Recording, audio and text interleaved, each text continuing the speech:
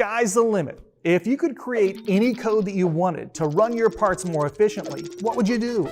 Let us know in the comments. Now, chances are it is possible to do what you're thinking, but it's going to involve some custom macros and subprograms. Now, I think that these 6 codes form the backbone of advanced programming on Haas machines. M97, M98, alias M, G65, G66, and alias G. Now, I have lumped all of these codes together because they are related. They are all subprogram calls of one type or another. M97 internal subcalls are terrific when we need to run multiple parts. We can create subprograms with our code and call them up at each vice, part, or fixture location. Now, this code is a moneymaker. It cuts down on the number of tool changes, and by filling a table with parts, we can run lights out, getting a full run of parts after we hit the green button as we walk out the door at the end of the day. By using internal subs, all of our code, the M97 sub call, and all of our subprograms will fit into a single file, making it a clean and simple way to organize our programs. We will use M98 external subcalls for any chunk of code that might get used by different programs. Our M98 code can reach out and grab that external sub to simplify things for us. In this example, we are machining some bearing pockets into extrusions. If this were a common feature for us, we could put all of this code into its own subprogram and call it up from our main program at any X, Y location that needs this kind of pocket. O1.nc is our main program. O2.nc is our subprogram. If we really wanted to make this bearing pocket subprogram call easier for operators, we would take that subprogram and give it some kind of nickname, an alias to make it easier to remember and call up. Now, right on our control screen, we actually have an alias page where we can do just that. We renamed our subprogram O9000 and then enter 310 as our value, our alias M code name. Now, anytime we command an M310 in our program, this O9000 subprogram will be called, and the machine will mill out one of these bearing pockets for us at that XY location. This is super handy if you have repetitive features to make. M310, aka M98 P9000, aka our bearing pocket sub. A simple alias to make things easier. Like how we refer to Pablo, Diego, Jose, Francisco, de Paula, Juan, Nepo, Museno, Maria, de los Remedios, Cipriano, de la Santísima, Trinidad, Ruiz y Picasso, just as Picasso. Simpler, right?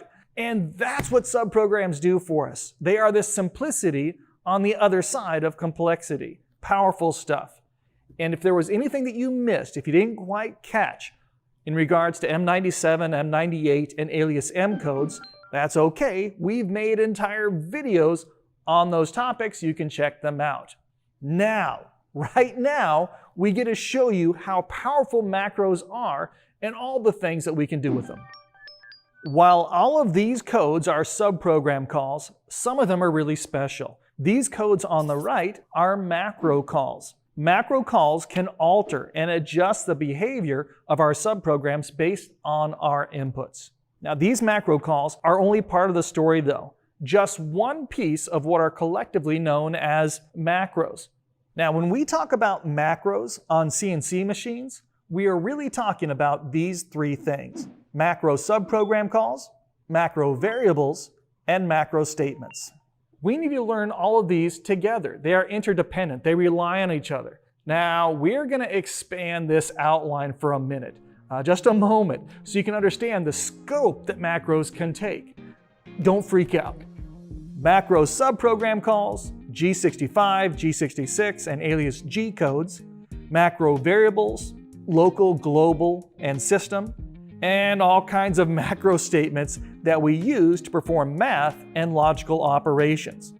That's a lot to take in, so let's roll things back a little bit and we'll look at an example where we can focus only on G65 macro calls local variables, and the assignment of those variables.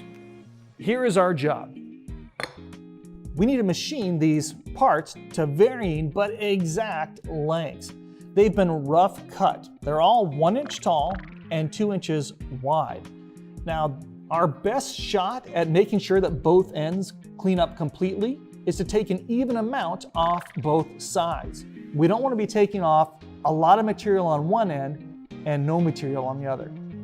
So we're going to set our G54X0 right on the center line of our part.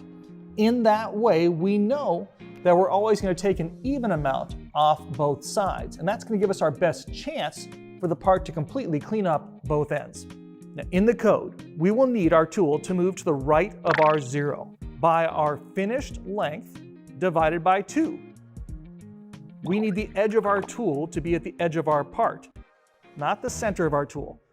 So we need to move over by an extra distance, our tool diameter divided by 2, our tool radius.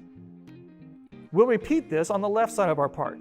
Again, we want our tool to move to x length divided by 2 plus diameter divided by 2. Our macro subprogram is going to need variable inputs for our part x length and our tool diameter in order for us to calculate all of this in our subprogram. We will use address code I to represent our part x length and address code D to represent our tool diameter. On a graphing calculator, we use parentheses to control our order of operations. On our control, parentheses are usually used for comments, so we use brackets instead of parentheses in all of our macro statements. On our left is our main program, which uses a G65 P51 to call up our O51.NC program. By entering our needed inputs into our G65 macro call, our subprogram will have all of the info it needs to update our toolpath and run this part. Now, when we ask to make a longer part, all we'll have to do is adjust a variable on our macro call, press cycle start, and we are machining. The macro subprogram makes all of our adjustments for us based on these inputs. This is very different than an M98 subprogram call. Those subprograms are written in stone. They are immovable, they're unchangeable, they're only good for one particular feature. And again, we want to make not one part at 7 inches. We might have to make an 8-inch part, 9-inch, 20-inch part. We have to be adaptable, adjustable. Check out this graphic. On the left, we have our main program. On the right is our subprogram. The way this works is our G65 drops off information, input variables, onto a local variable shelf, like our I value, I 7.0. Later on, when our subprogram is called, our subprogram is going to go to that exact same spot on the shelf. It's going to pick up that information and make use of it using macro statements and assignments. That's how a macro works. It's a two-step process. Our main program is delivering things to our local variable shelf, and our subprogram will go grab that information and make use of it in that subprogram call. Now, each one of these spots on our shelf has two different names.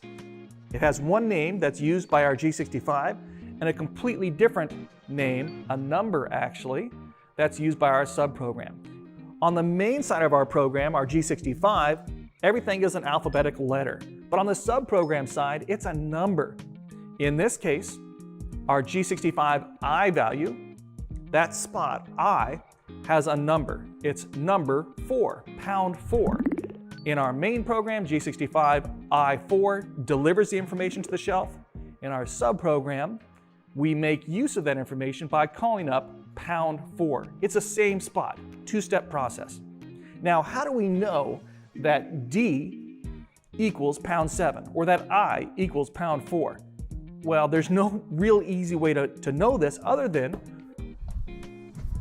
going to our alphabetic address table in our manual. They're all listed here for us. They show us that A is 1, B is 2, C is 3, D is 7, IJK are pound 4, pound 5, pound 6, and so on. Now, our actual local variable shelf can be found in the control under current commands, right here on our macro variable page. Here's our actual program, and as we single block through it, we can see those variables being populated as soon as that G65 subprogram call is reached. Now, it's important to understand that most alphabetic address codes on a G65 macro line are not what we are used to as CNC programmers.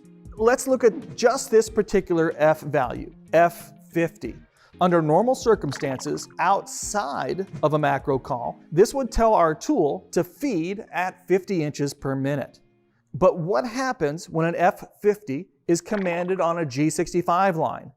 Well, nothing at all really, other than some information is being placed on a shelf. Now, this is fundamental to macro calls. Now, some of you eagle-eyed viewers, after having seen our local variable page and our alphabetic address table in the manual, are wondering why there are some gaps. There's some wonky things going on here that need to be explained. So let's go together into the Macroverse where we explain some of this wonky behavior that we actually need to know. We cannot use letters G, L, N, O, or P as variables. That would create some conflicts. That's where these gaps are coming from. And it's only going to leave us with 21 usable local variables. Those are the basics of G65 macro calls and local variables. But there are more variables than just our local. We've got local variables, we've got global variables, and we have system variables. Our local variables are temporary, they are fleeting. If we reach an M30 or an M99 in a program, poof, they're gone. If we cycle power on the machine, they disappear. They are really only to be used when passing information from our G65 line to that local variable shelf. Now, if we go to the current commands macro page, next to those local variables, we are going to see our global variables.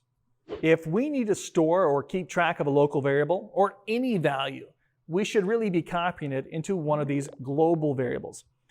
Information is just more secure when stored in a global variable. Even if we cycle the power on a machine, we're not going to lose the values in those variables. Those variables can only be overwritten if you're actually doing it manually at the control or if you are writing over that value from within a program. They are secure. That's what they're there for. Now, that sound means we have some housekeeping to do. We are going back into the Macroverse. On older classic Haas control machines, our global variables are 3-digit. On newer next generation controls, our global variables are 5-digit. Now, older 3-digit variables can still be used on newer NGC machines though.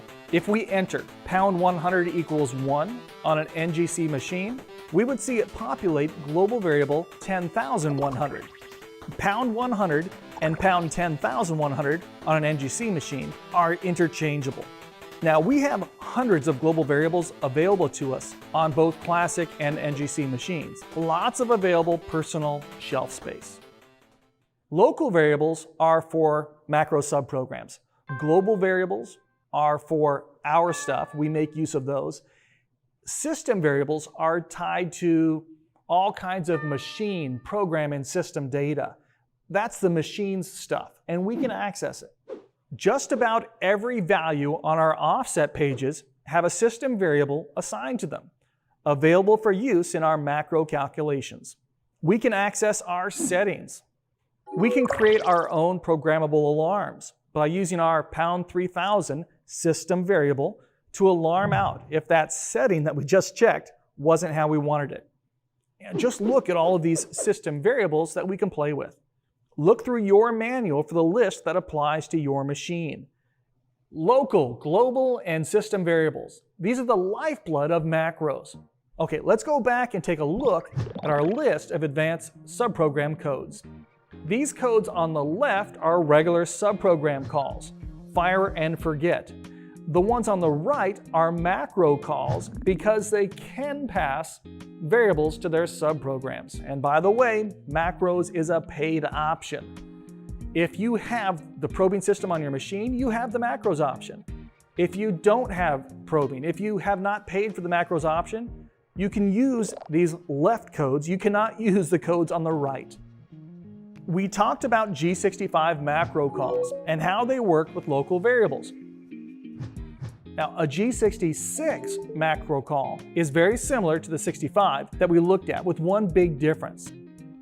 G66 calls are basically custom modal CAN cycles that will run our custom subprogram at every location reached until we stop this behavior, canceling it with a G67 command. In this example, we created our own G66 drilling CAN cycle for extrusions. Our drill will feed through the top wall, rapid down through the empty middle space, and then feed through our lower wall before rapiding up and out. And because this is a macro, we can control for our drill depth, our extrusion wall thickness and height, our rapid plane, and our feed rate, all through the use of variables. A few minutes ago, we showed you how to program this part, cutting both ends using a G65 macro call. We can actually take that same macro subprogram and turn it into an alias G code. Earlier we showed you an alias M code. Those can't pass variables. We can create an alias G code that can pass variables, the Picasso of G codes. If we take this 51.NC subprogram, rename it 9010.NC, we can give it its own alias name, like 311. Every time we command a G311 in our program, it's going to reach out and run that macro subprogram for us, an alias G code. We made an entire video on aliasing G and M codes, and we will link to that in the description. At the beginning of this video, we said that macros was really an umbrella term that covered macro subprogram calls, macro variables, and macro statements. So what's a macro statement? A macro statement is really anything that is not standard basic G code.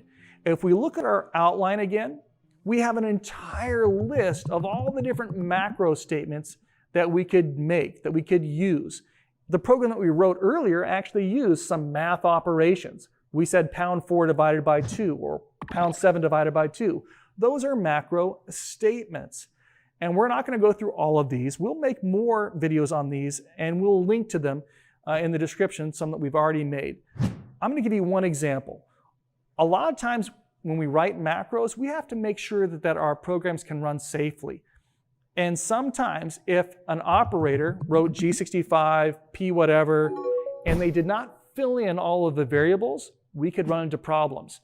If our subprogram pulled something off of a shelf and that shelf was empty, it could crash our program.